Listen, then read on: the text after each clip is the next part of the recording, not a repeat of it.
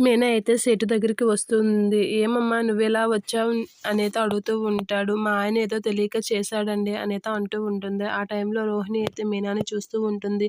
"మా ఆయనకి కారు ఇవ్వనని చెప్పాను కదా! ఇప్పుడు నిన్ను పంపించాడా" అనంటే, "మా ఆయన ఏదో తప్పు చేశాడండి. మా ఆయనకి ఆ కారు లేకపోతే అవ్వదు" అనైతే అంటూ ఉంటుంది. "అయితే మీ ఆయనకి నేను కారు ఇవ్వాలంటే మీ ఆయన అందరి ముందు నన్ను క్షమాపణ కోరాలి" అని చెప్పి సేటు అయితే అంటూ ఉంటాడు. ఆ మాటలకి మీనా అదియా అని చెప్పి తడబడుతూ ఉంటుంది. అవును, మీ ఆయన నన్ను అందరి ముందు క్షమాపణ కోరితేనే నేను మీ ఆయనకి కారిస్తాను. లేదు అంటే ఇవ్వను అని చెప్పి సేటు అయితే మీనాతో చెప్తూ ఉంటాడు. ఆ మాటలన్నీ విన్న రోహిణి అయితే షాక్ అవుతూ ఉంటుంది. ఏంటి బాలుకి కారు లేదా?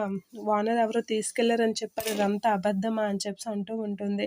ఇక మీనా అయితే ప్రాధేయపడుతూ ఉంటుంది. దయచేసి మా ఆయనకి కారు ఇవ్వండి అని అయితే ప్రాధేయపడుతూ ఉంటుంది. అలా ప్రాధేయపడుతున్న మీనానైతే అయితే మీ ఆయన అందరి ముందు నన్ను క్షమాపణ కోరమని చెప్పు. అలా అయితేనే మీ ఆయనకి నేను కారు ఇస్తాను. లేకపోతే ఇవ్వను.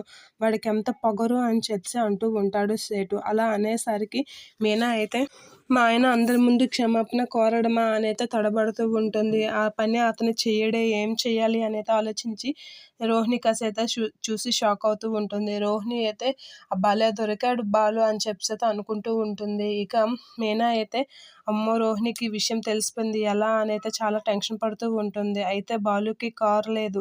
కారు ఓనర్ పట్టుకెళ్ళడం అనేది అబద్ధం. ఇప్పుడు ఈ అబద్ధం నుంచి ఎలా బయటకొస్తావో నేను చూస్తాను. అందరి ముందు నిన్ను బయట పెడతానని చెప్పి చాలా పొగరుగైతే మీనా కాసి చూస్తూ ఉంటుంది రోహిణి.